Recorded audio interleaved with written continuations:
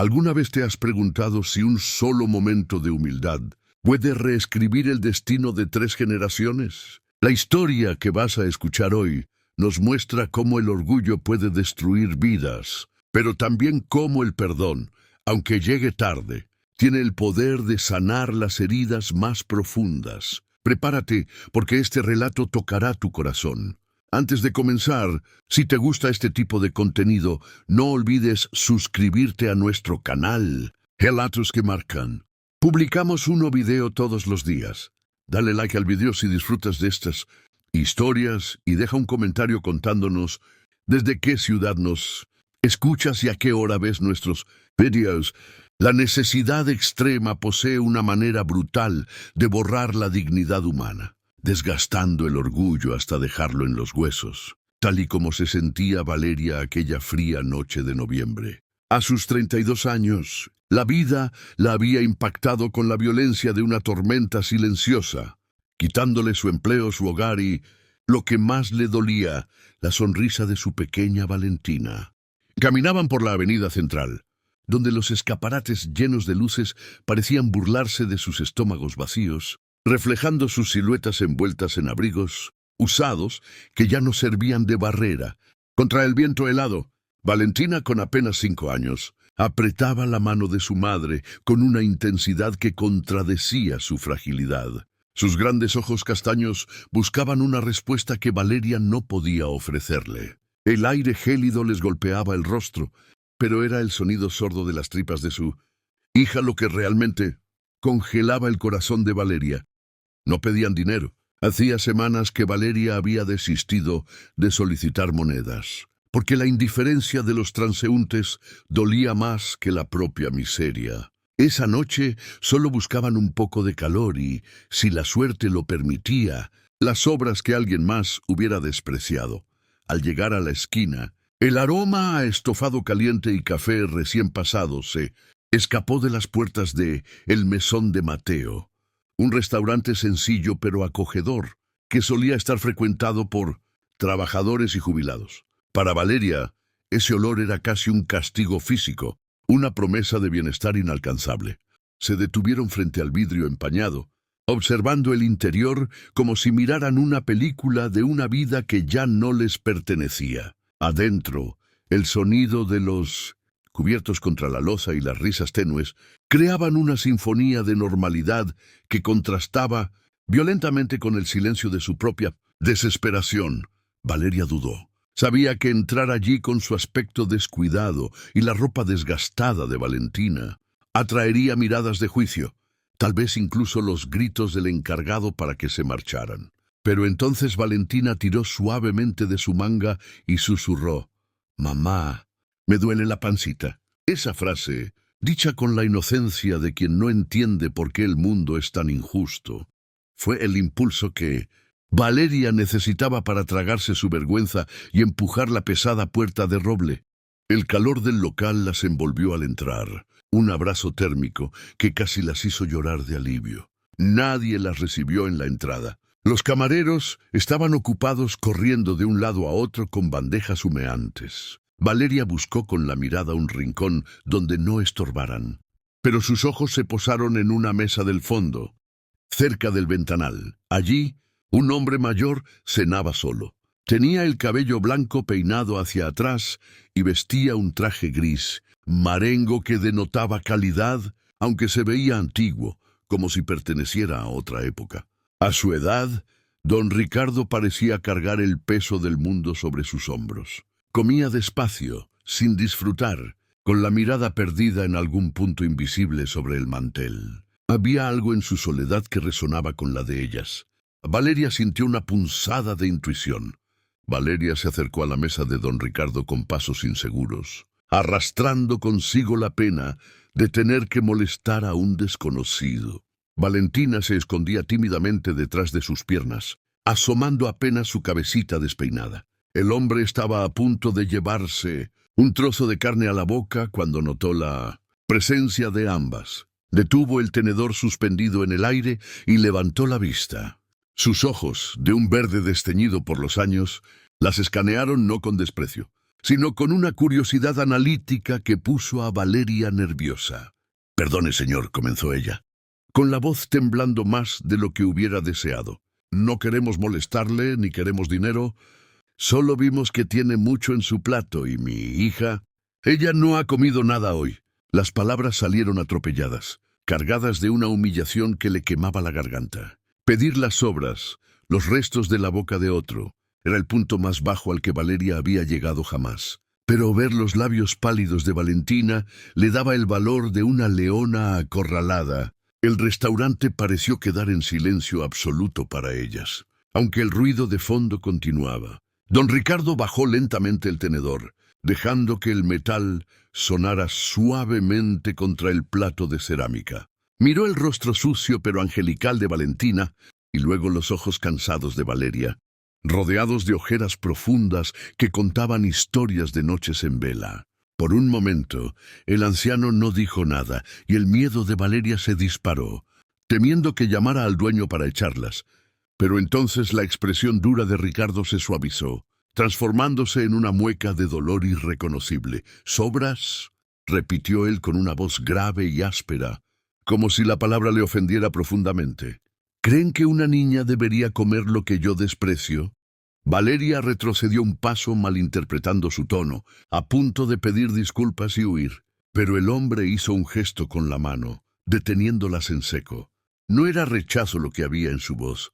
Era indignación, pero no contra ellas, sino contra una realidad que él conocía demasiado bien. Con un movimiento decidido, don Ricardo empujó su plato lleno hacia el borde de la mesa, justo frente a la pequeña Valentina. El aroma de la carne asada con patatas y salsa subió hacia la nariz de la niña, quien abrió los ojos como platos. «Hipnotizada, nadie come mis sobras», sentenció el anciano con firmeza, pero sus ojos brillaban con una humedad sospechosa. «Pero sería un honor para mí si aceptaran compartir mi mesa y mi cena». Antes de que Valeria pudiera reaccionar, Ricardo ya estaba haciendo señas al camarero. «¡Joven! Traiga 2 menús más rápido. Y tráigame otro servicio para estas damas». El camarero, un hombre joven con gesto arrogante, miró a Valeria y a Valentina con evidente disgusto, arrugando la nariz. «Señor, no está permitido que los indigentes...», empezó a decir, pero la mirada fulminante de Ricardo lo cortó en seco. «Son mis invitadas. ¿Tiene algún problema con mis invitados o prefiere que hable con el dueño sobre su falta de hospitalidad?» Valeria sintió que las piernas le fallaban y se dejó caer en la silla frente a Ricardo, subiendo a Valentina en su regazo. La niña no esperó. Con el permiso tácito del anciano, tomó un trozo de pan de la cesta y comenzó a comer con una avidez que rompió el corazón de los 2 adultos presentes. Ricardo la observaba fascinado, como si estuviera viendo un milagro o un fantasma. «¿Cómo te llamas, pequeña?», y preguntó él, ignorando su propia comida que acababa de llegar. «Valentina», respondió la niña con la boca llena, sonriendo por primera vez en días. Al escuchar el nombre, Ricardo palideció visiblemente. Su mano, que sostenía una servilleta, tembló por un segundo. «Valentina», susurró para sí mismo. «Un nombre que significa fortaleza».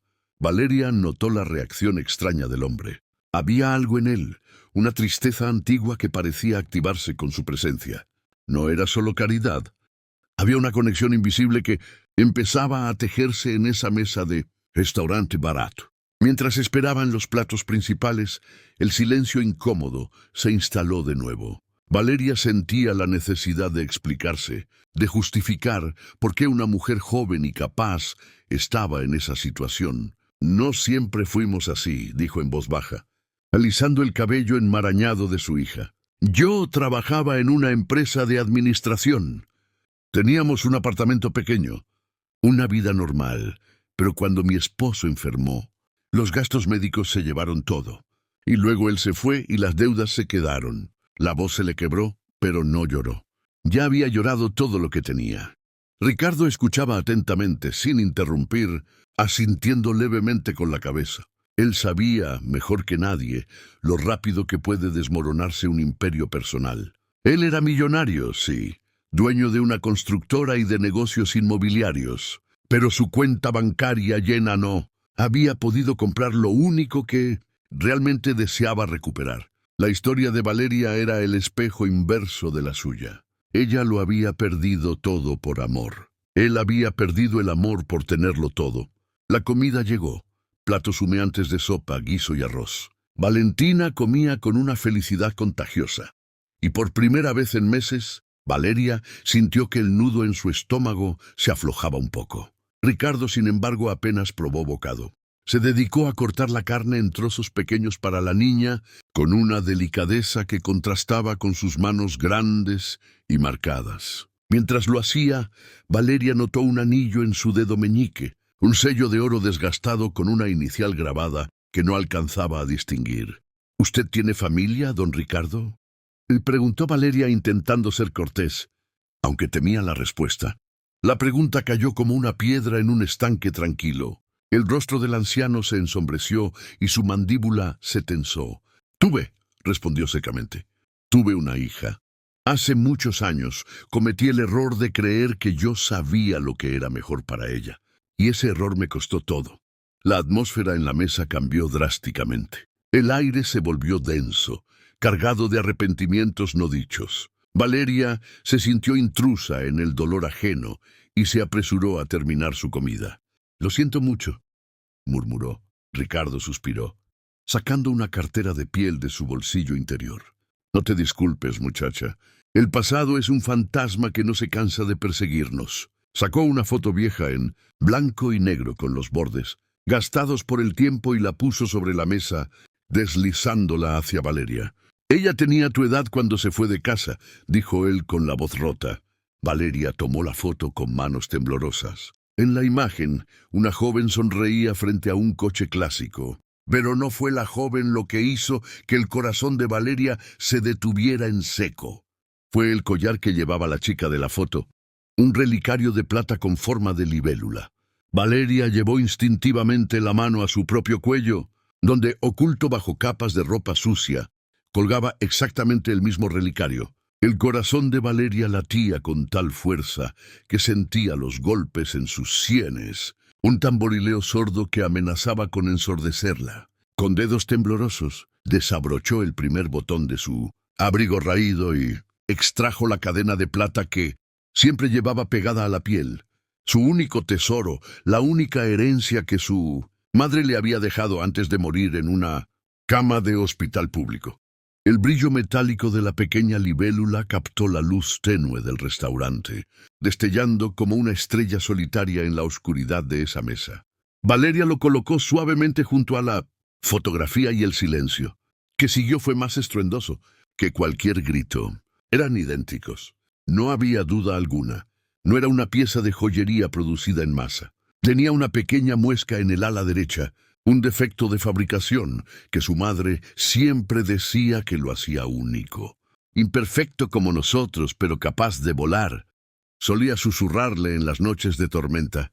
Don Ricardo se quedó petrificado, su rostro perdiendo todo color, hasta quedar tan blanco como el mantel de lino. Sus ojos se llenaron de lágrimas que no se atrevían a caer, atrapadas en el dique de su incredulidad.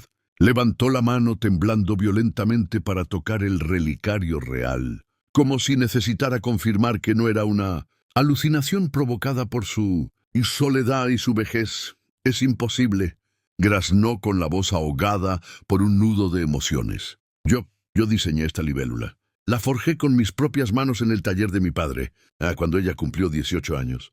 Solo existía una en el mundo». Levantó la vista hacia Valeria, buscándola con desesperación, tratando de encontrar en sus rasgos adultos y cansados a la niña que una vez había sido su universo. «¿Quién eres?», me preguntó con un hilo de voz que sonaba a súplica. «¿Dónde conseguiste esto? ¿Conoces a Gabriela? ¿Sabes dónde está mi hija?». La mención del nombre Gabriela fue el detonante, que rompió la compostura de Valeria. Una mezcla de rabia antigua y dolor reciente subió por su garganta como bilis amarga. Retiró la mano bruscamente, alejando el relicario del alcance de Ricardo, protegiéndolo como si el anciano pudiera contaminarlo con su toque. «Gabriela no está», dijo Valeria con frialdad.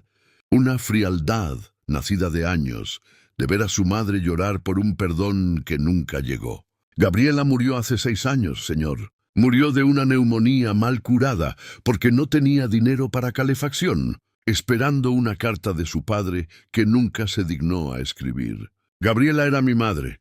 La revelación golpeó a Ricardo como un mazo físico. El anciano se llevó la mano al pecho, boqueando en busca de aire, mientras la realidad de sus acciones, la irreversibilidad de su orgullo, se derrumbaba sobre él, aplastándolo bajo el peso de una culpa infinita.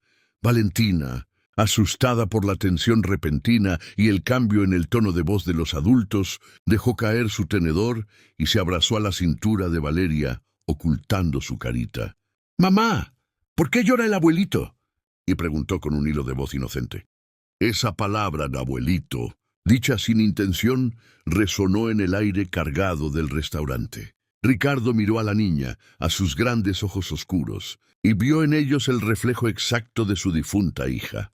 No eran extrañas, eran su sangre, eran la continuación de su linaje que él creía perdido para siempre. Pero el dolor de saber que Gabriela había muerto creyendo que él la odiaba era un veneno que comenzaba a paralizarlo.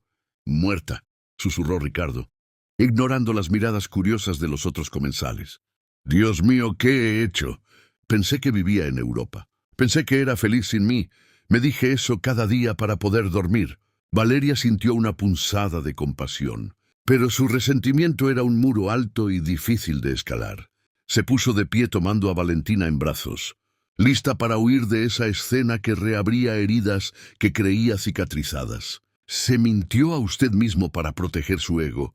«Señor», le espetó Valeria, aunque sus ojos también se llenaron de lágrimas. «Mi madre lo amaba, pero usted amaba más su control. Vámonos, Valentina». «No, espera, por favor», gritó Ricardo intentando levantarse, pero sus piernas fallaron y cayó pesadamente sobre la silla, tirando una copa de agua en el proceso. El estruendo del cristal roto silenció todo el restaurante. El camarero corrió hacia ellos con cara de pocos amigos, pero Ricardo lo detuvo con un gesto autoritario, sacando un billete de alta denominación y arrojándolo sobre la mesa. «Déjenos en paz», rugió, recuperando por un segundo su aura de poder. Luego se volvió hacia Valeria con una mirada de total desesperación. «No te vayas, te lo suplico. No puedo devolverle la vida a Gabriela.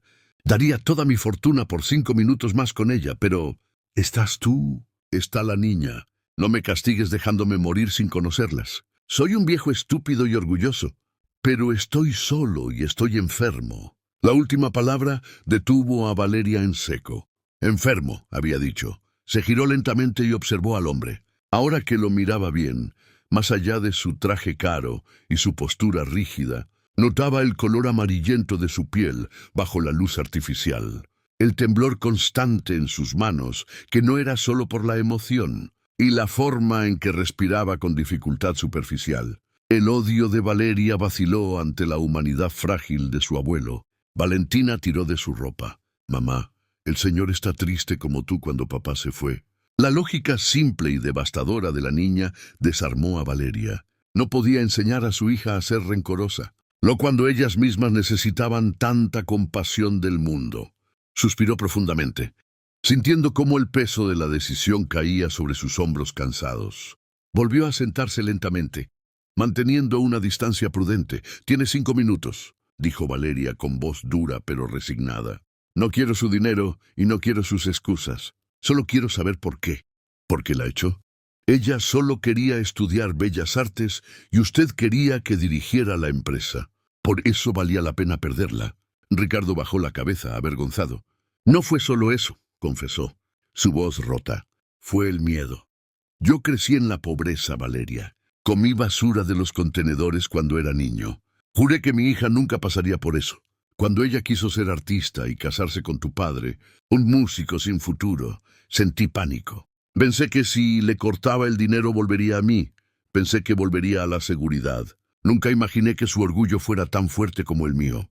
Nunca imaginé que preferiría el hambre a mi control. Ella prefería la libertad», corrigió Valeria suavemente. «Y el amor. Mi padre fue un buen hombre, aunque no tuviera dinero. Nos amó hasta el último día. Ricardo asintió, tragándose la lección amarga. Lo sé, ahora lo veo. He pasado 20 años acumulando edificios, acciones y capital. Y esta noche, viendo a tu hija comer mis sobras, me di cuenta de que soy el hombre más pobre del mundo. De repente, Ricardo comenzó a toser, una tos seca y profunda que sacudió todo su cuerpo. Se llevó un pañuelo a la boca y, cuando lo retiró, Valeria vio una pequeña mancha de sangre. El miedo brilló en los ojos del anciano, no por la muerte, sino por el tiempo que se le acababa. Tengo cáncer de pulmón, Valeria. Los médicos me dan unos meses, tal vez menos. No tengo a nadie a quien dejarle todo esto. No quiero que se lo quede el banco o el Estado. La revelación cayó sobre la mesa como una sentencia. Valeria miró a Valentina, que jugaba con las migas de pan, ajena a que su destino estaba siendo reescrito. La ironía era brutal. Ellas no tenían dónde dormir esa noche y frente a ellas estaba un hombre que moría en una mansión de oro. ¿Qué quiere de nosotras?, preguntó Valeria cautelosa. Ricardo la miró con intensidad. Quiero que vengan conmigo. No a la calle, no a un refugio. A mi casa. Es grande, está vacía y fría. Necesita vida. No les pido que me quieran. No me lo merezco. Solo déjenme cuidarlas el tiempo que me queda.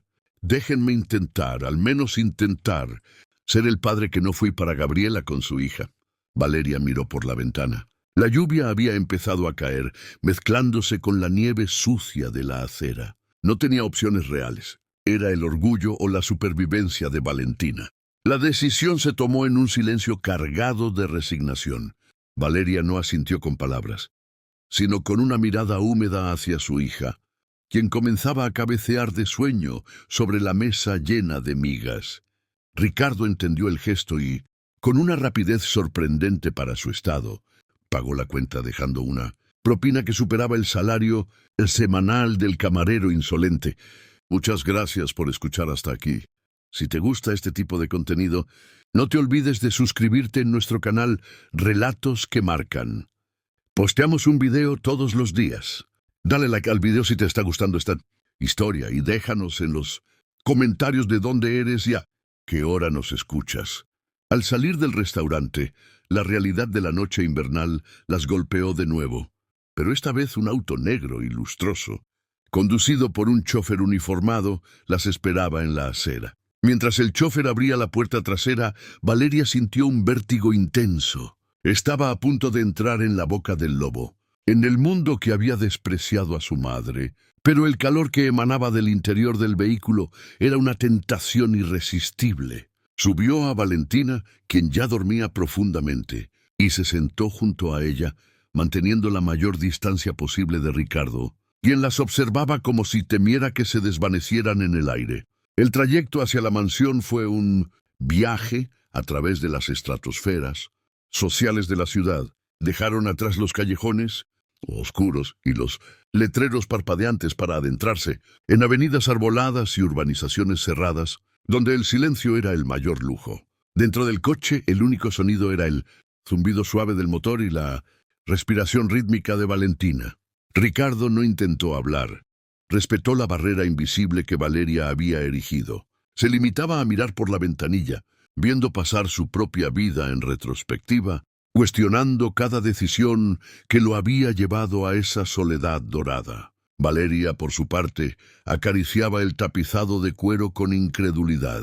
Hace unas horas no sabía si sobrevivirían a la noche y ahora viajaban en un vehículo que costaba más de lo que ella ganaría en 10 vidas.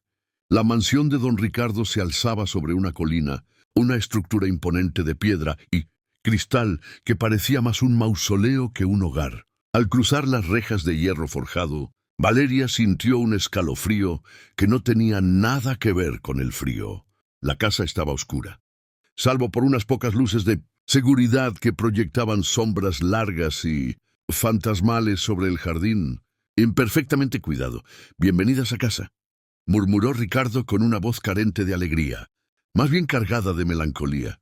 Cuando el chofer abrió la puerta principal, el vestíbulo que la recibió era una caverna de mármol y techos altos, impresionante pero terriblemente vacía. No había fotos familiares, no había desorden, no había vida. Era el escenario perfecto de una soledad cultivada durante décadas. Valeria apretó a Valentina contra su pecho. El lugar olía a cera de muebles y a tiempo detenido, un olor que le recordaba a los museos donde no se permite tocar nada. Una mujer vestida con un uniforme negro impecable apareció por el pasillo. Era Ramona, el ama de llaves, cuyo rostro severo se descompuso en una expresión de shock absoluto al ver a las invitadas de su patrón. Sus ojos recorrieron con desaprobación la ropa sucia de Valeria y los zapatos rotos de la niña. Don Ricardo no nos avisó que tendría visitas, dijo con un tono que destilaba clasismo. Ricardo se irguió, recuperando su autoridad. Ramona prepara la habitación azul y trae algo de leche caliente. Ellas son mi familia, mi nieta y mi bisnieta, y espero que sean tratadas con el respeto que ese título conlleva. ¿Entendido? La mención de familia dejó a la empleada muda. Asintió mecánicamente y se retiró, no sin antes lanzar una última mirada de sospecha a Valeria. En esa casa, la llegada de herederos desconocidos no era una buena noticia para el personal, que ya había calculado su parte en el testamento del viejo enfermo. Subieron por una escalera de caracol que parecía interminable. Ricardo las guió hasta una puerta de roble al final del pasillo. Esta era su habitación, dijo él, deteniéndose con la mano en el pomo, incapaz de girarlo. No he dejado que nadie entre en 20 años, salvo para limpiar el polvo. Valeria sintió un nudo en la garganta. Ricardo abrió la puerta y encendió la luz. Era una cápsula del tiempo. Pósters de bandas de los 90, libros de arte, un caballete con un lienzo a medio terminar cubierto por una sábana. Era el santuario de Gabriela congelado en el momento exacto de su partida. Valeria entró despacio, sintiendo la presencia de su madre en cada rincón. Ver los objetos que su madre le había descrito en cuentos, la caja de música, el oso de peluche tuerto, fue devastador. Esa noche Valeria no pudo dormir.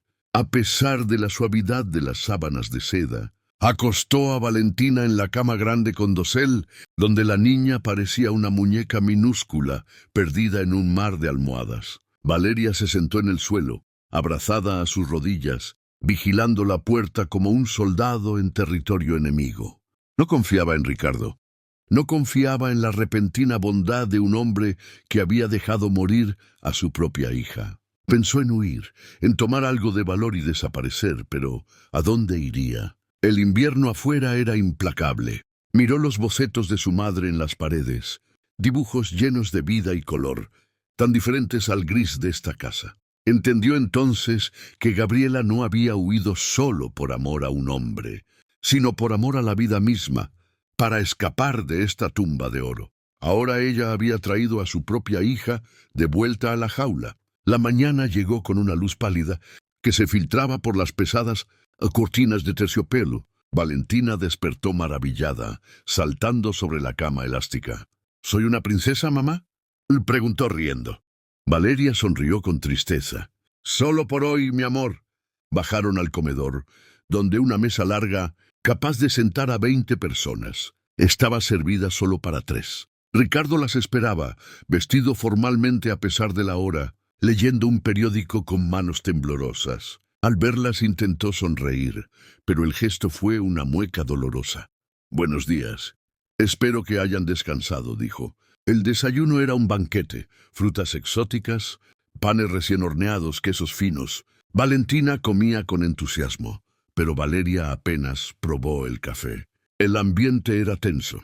Ricardo intentaba hacer preguntas triviales sobre los gustos de la niña, tratando torpemente de construir un puente sobre un abismo de 20 años de silencio y rencor. La tregua duró poco. A media mañana, el timbre de la puerta resonó y un hombre con maletín y traje gris fue escoltado al estudio. Era el abogado de Ricardo, el señor Salgado, un hombre con mirada astuta que escaneó a Valeria como si fuera una estafadora profesional. Ricardo mandó llamar a Valeria al estudio. «Siéntate, Valeria», ordenó, señalando una silla de cuero frente al escritorio. «El señor Salgado está aquí para redactar un nuevo testamento. Quiero reconocer a Valentina legalmente y dejarte a ti como albacea de mis bienes». El abogado carraspeó incómodo. Señor Ricardo, con todo respeto, acabamos de conocer a estas personas. No hay pruebas de ADN, solo un relicario y una historia triste. Le aconsejo prudencia antes de desheredar a la fundación benéfica. Valeria sintió la sangre hervir. Se levantó de golpe. No necesito su dinero ni su apellido. Si cree que estoy aquí por eso, nos vamos ahora mismo. Siéntate. Ve, gritó Ricardo golpeando el escritorio, aunque el esfuerzo le provocó un acceso de tos. Nadie se va a ir. Cuando recuperó el aliento, miró a su abogado con furia. Salgado, tú eres mi empleado. Yo decido quién es mi familia. Los ojos de esa niña son los ojos de Gabriela. No necesito un laboratorio para saber quién es mi sangre. Luego se volvió hacia Valeria suavizando el tono. No se trata de comprarte, Valeria. Se trata de justicia. Robé el futuro de tu madre. No voy a permitir que el futuro de mi bisnieta sea también robado por la pobreza. Tienes que aceptar esto no por mí ni por ti, sino por ella. ¿Quieres que Valentina pase frío otra vez? ¿Quieres que dependa de la caridad de extraños? Ricardo jugaba sucio, usando el amor materno como arma, y ambos lo sabían. Valeria apretó los puños, odiándolo por tener razón. Su orgullo no podía alimentar a Valentina. La tensión en el estudio era palpable, pero fue interrumpida por la fragilidad biológica de Ricardo. De repente, el anciano se llevó la mano al pecho, su rostro tornándose ceniciento. Intentó alcanzar un vaso de agua, pero su mano falló y el vaso se hizo añicos contra el suelo. El abogado se quedó inmóvil e inútil, pero Valeria reaccionó por instinto. Corrió hacia él, aflojándole la corbata y buscando las pastillas que había visto en la mesa de noche la velada anterior. «¡Llame a una ambulancia!», le gritó al abogado mientras sostenía la cabeza de Ricardo.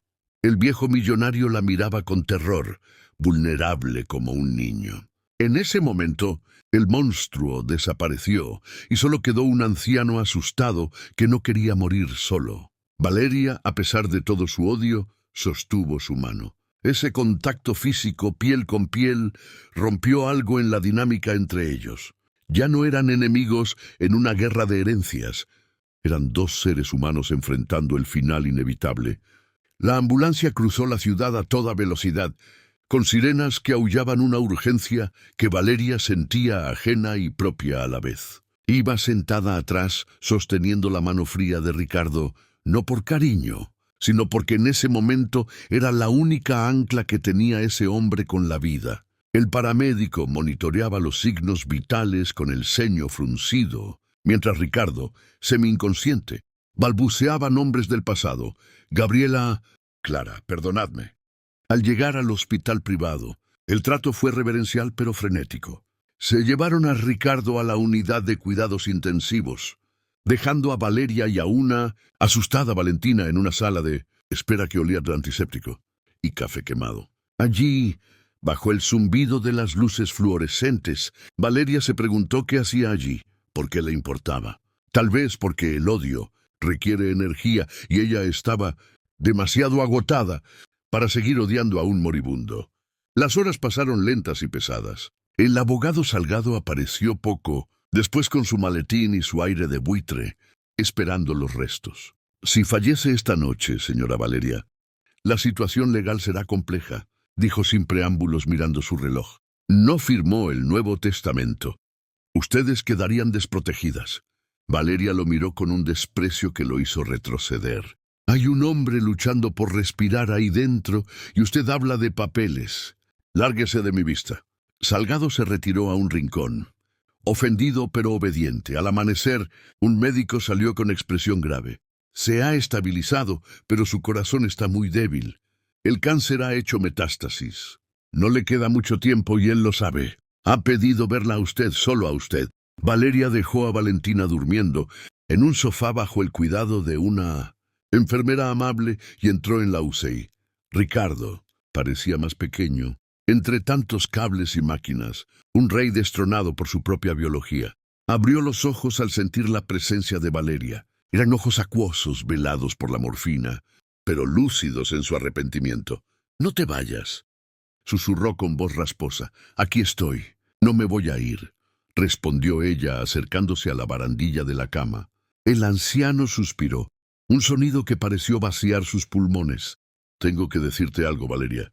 Algo que me está quemando el alma y no me deja morir en paz. Hizo una pausa para tomar aire y lo que dijo a continuación heló la sangre de Valeria. Yo sabía dónde estaban. Hace 3 años contraté a un investigador. Supe que Gabriela había muerto. Supe que tú estabas sola con la niña. Supe que las echaron del apartamento. Valeria sintió que el suelo se abría bajo sus pies. La rabia volvió, caliente y violenta. ¿Lo sabía? Sabía que Valentina dormía en el suelo y no hizo nada. ¿Por qué? Dígame por qué. Cobardía, admitió Ricardo, y una lágrima solitaria rodó por su sien hacia la almohada. Fui un cobarde. Cada vez que tomaba el teléfono para llamarte, el fantasma de Gabriela me detenía. Pensé que me escupirías en la cara. Pensé que mi dinero no podía arreglar el daño que ya estaba hecho. Me convencí de que estarían mejor sin mí, que yo era tóxico para ustedes. Me limité a observar desde lejos, como un voyeur de su propia tragedia. Valeria temblaba de indignación. Podría haberla salvado del hambre, del frío, de la humillación, pero el miedo al rechazo había sido más fuerte que su amor. Usted no es tóxico, Ricardo. Usted es egoísta. Prefirió su comodidad emocional a la seguridad de su bisnieta. Ricardo asintió, aceptando cada latigazo verbal. Lo sé, y por eso Dios me castiga ahora. Pero te suplico, déjame arreglarlo en los días que me quedan. No por mí, sino por Valentina. Valeria salió de la habitación necesitando aire.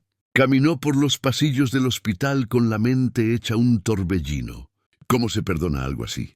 ¿Cómo se perdona a alguien que pudo evitar tu sufrimiento y eligió no hacerlo por miedo? Se detuvo frente a una ventana que daba al estacionamiento gris. Pensó en Valentina, en cómo la niña había sonreído comiendo en la mansión, en cómo había dormido segura en una cama caliente. El orgullo de Valeria le gritaba que se fuera, que volviera a la calle antes que aceptar las migajas de este hombre. Pero el amor de madre le decía otra cosa.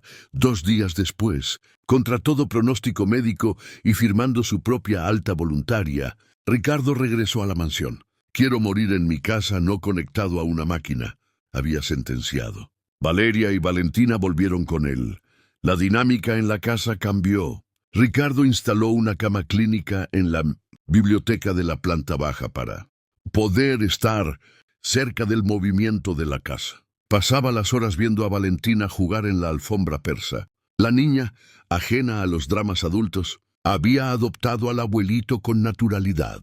Le llevaba sus dibujos, le contaba historias inventadas y a veces le sostenía el vaso de agua cuando sus manos temblaban demasiado. Valeria observaba desde la puerta, vigilante. Veía cómo el rostro duro de Ricardo se iluminaba con cada risa de la niña. Era evidente que Valentina le estaba dando vida, inyectándole una energía que ninguna medicina podía replicar. El abuelo estaba conociendo el amor puro por primera vez, justo cuando tenía que despedirse. Una tarde, mientras Valentina dormía la siesta y Ricardo descansaba sedado, Valeria entró en el estudio privado del anciano buscando un libro para leer. La curiosidad la llevó al escritorio de caoba maciza. En uno de los cajones, que estaba entreabierto, encontró un paquete de cartas atado con una cinta de seda azul descolorida. No tenían sellos postales. Todas estaban dirigidas a mi querida Gabriela. Valeria sintió que invadía la privacidad de un muerto en vida, pero sus manos abrieron el primer sobre por inercia. La fecha era de hace 20 años, una semana después de que Gabriela se fuera de casa. ¡Hija mía! La casa está en silencio y el silencio grita tu nombre. No sé cómo decirte que te equivoques y vuelvas sin decirte que te extraño. Valeria leyó carta tras carta. Había cientos. Cartas de cumpleaños no enviadas, cartas de Navidad, cartas pidiendo perdón que nunca llegaron al buzón. Las lágrimas de Valeria mojaron el papel amarillento. Allí estaba la prueba de que el monstruo tenía corazón, aunque fuera un corazón amurallado por la estupidez y el orgullo. En las cartas, Ricardo narraba su vida vacía, sus éxitos financieros que no le sabían a nada, su arrepentimiento creciente. Hoy compré otro edificio, Gabriela, y daría las escrituras a cambio de verte pintar en el jardín una vez más. Valeria entendió que Ricardo no solo había castigado a Gabriela, se había castigado a sí mismo cada día durante 2 décadas. Vivir en esa mansión rodeado de recuerdos debió haber sido una tortura autoimpuesta. La rabia de Valeria se transformó en una pena profunda. No justificaba lo que hizo, pero al menos ahora entendía la magnitud de su propia prisión. Ricardo había sido el carcelero y el prisionero de su propia vida. Esa noche, Valeria entró en la biblioteca con las cartas en la mano. Ricardo estaba despierto, mirando el fuego de la chimenea. Al ver el paquete de cartas, no se sorprendió. Solo cerró los ojos con resignación. ¿Las leíste?, preguntó bajito. Valeria se sentó a su lado y tomó su mano, esta vez con calidez genuina. Las leí. ¿Por qué nunca las envió? Ella habría vuelto, Ricardo. Ella lo esperaba. El anciano apretó la mano de su nieta con la poca fuerza que le quedaba, porque pensé que si las enviaba y ella no respondía, o si me rechazaba, eso me mataría. Preferí vivir con la duda que con la certeza de su odio. Fui un tonto, Valeria. Un viejo tonto que creyó que el tiempo era infinito. Valeria le acarició la frente. El tiempo se acabó, abuelo, pero nosotros estamos aquí ahora. No desperdiciemos lo que queda hablando de lo que no fue.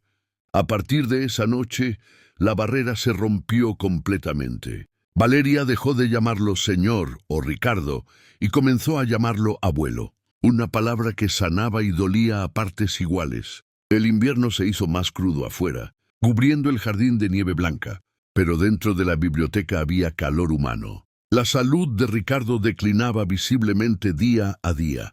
Su respiración era más laboriosa y los periodos de sueño más largos. Sin embargo, en sus momentos de lucidez tenía una urgencia febril. Una mañana despertó con una claridad inusual y pidió hablar con Salgado de inmediato. Y prepara a la niña, le dijo a Valeria. Quiero que vayamos al cementerio. Quiero visitar a Gabriela.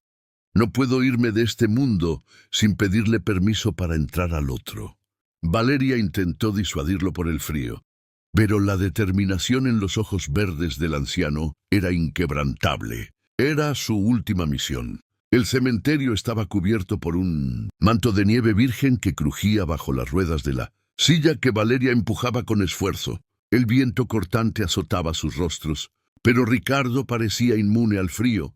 Consumido por una fiebre interna que lo mantenía alerta, llegaron frente a una lápida de mármol gris, sencilla pero elegante, donde el nombre Gabriela Montenegro estaba grabado bajo un ángel lloroso. Ricardo pidió que lo acercaran más hasta que pudo tocar la piedra helada con sus dedos enguantados. No lloró, sus lágrimas se habían secado hacía años. En su lugar comenzó a hablar con un susurro ronco, como si estuviera conversando con alguien que estaba de pie junto a él. «He vuelto, hija mía», murmuró con la voz quebrada por la emoción y la enfermedad. «Y no he venido solo. Te he traído a tu pequeña. Tiene tu sonrisa, Gabriela. Tiene esa luz que yo intenté apagar en ti y que, gracias a Dios, no logré extinguir del todo. Valentina», envuelta en un abrigo nuevo de lana roja que Ricardo le había comprado por internet. Se acercó a la tumba con curiosidad. No entendía del todo la muerte, pero sentía la solemnidad del momento. Sacó de su bolsillo una flor de plástico que había encontrado en la casa, una rosa artificial pero brillante, y la colocó sobre la nieve junto a la mano de su bisabuelo. «Para que mamá Gabriela no esté triste», dijo con inocencia. El gesto rompió la última barrera de compostura de Ricardo. Cerró los ojos y asintió, sintiendo que un peso inmenso se levantaba de sus hombros. Había cerrado el círculo, había pedido perdón frente a la tierra que cubría sus errores y había presentado el futuro a su pasado. Valeria, observando la escena con el corazón encogido, comprendió que ese momento era la verdadera despedida. Ricardo no estaba luchando por vivir, estaba luchando por morir en paz. Y ese acto en el cementerio era su último requisito para soltar la vida. El regreso a la mansión fue silencioso. El esfuerzo del viaje había consumido las últimas reservas de energía de Ricardo. Esa misma noche, la fiebre subió y su respiración se volvió errática. Valeria no se apartó de su lado, mojando sus labios con agua y sosteniendo su mano mientras él Entraba y salía de la conciencia. En un momento de claridad, cerca de la madrugada, Ricardo apretó la mano de Valeria con una fuerza sorprendente. «Prométeme algo, Valeria», susurró mirándola fijamente con sus ojos ya velados por la niebla final. «Prométeme que esta casa nunca volverá a estar vacía. Prométeme que el silencio no volverá a reinar aquí». Valeria, con lágrimas corriendo por sus mejillas, besó la mano del anciano. «Lo prometo, abuelo. Esta casa estará llena de vida. Descansa ahora. Ya hiciste suficiente». Ricardo sonrió, una sonrisa genuina de alivio, y cerró los ojos, dejándose llevar por la corriente, suave hacia un reencuentro que había esperado durante 2 décadas. La muerte de don Ricardo fue noticia en las páginas financieras, descrita como la pérdida de un magnate de la construcción. Pero en la mansión, su partida se sintió como la pérdida de un patriarca tardío pero amado. El funeral fue un evento extraño, una mezcla de empresarios en trajes oscuros que miraban el reloj y una madre y una hija que lloraban sinceramente por el hombre que las había salvado. Valeria se mantuvo firme frente al ataúd, sosteniendo la mano de Valentina. No lloraba por el dinero ni por la casa. Lloraba por el tiempo perdido, por la tragedia de que el amor hubiera llegado solo al final del último capítulo. Sin embargo, sentía una paz profunda. Sabía que Ricardo se había ido sabiendo que era perdonado. Sabía que en sus últimos suspiros no se sintió el hombre más rico del cementerio, sino el abuelo más afortunado del mundo. La redención, aunque tardía, había sido completa. 2 días después del entierro, el abogado Salgado convocó a Valeria a la lectura del testamento en la gran biblioteca. Valeria esperaba recibir la propiedad de la casa y quizás una suma para la educación de Valentina, lo cual ya era más de lo que jamás soñó. Pero Ricardo, en su astucia y arrepentimiento, había planeado algo mucho más grande. «Yo, Ricardo Montenegro», leyó el abogado con voz monótona, «dejo la totalidad de mi fortuna, incluyendo mis empresas, acciones y propiedades, a mi bisnieta Valentina bajo la tutela y administración total de su madre, Valeria». Salgado hizo una pausa y miró a Valeria por encima de sus gafas. «Pero hay una cláusula condicionante, señora, una cláusula irrevocable. La mansión familiar no debe ser vendida ni usada como residencia privada exclusiva. Debe ser transformada en la sede de la Fundación Gabriela, un hogar de acogida temporal para madres solteras y niños en situación de calle». Valeria escuchó la cláusula con el corazón golpeándole el pecho. Ricardo no solo les había dado un techo, les había dado un propósito. Había convertido su mausoleo de soledad en un faro de esperanza para otros que, como ellas, habían conocido el frío de la indiferencia. El anciano había recordado la noche en el restaurante, la vergüenza de Valeria pidiendo sobras, y había decidido que su legado sería borrar esa vergüenza de tantas mujeres como fuera posible. «Acepto», dijo Valeria sin dudar, interrumpiendo al abogado. «Cumpliremos su voluntad al pie de la letra». Salgado asintió cerrando la carpeta. El señor Ricardo sabía que diría eso. «Dejó una carta personal para usted en este sobre cerrado». Valeria tomó el sobre con manos temblorosas. Dentro solo había una nota escrita con letra inestable.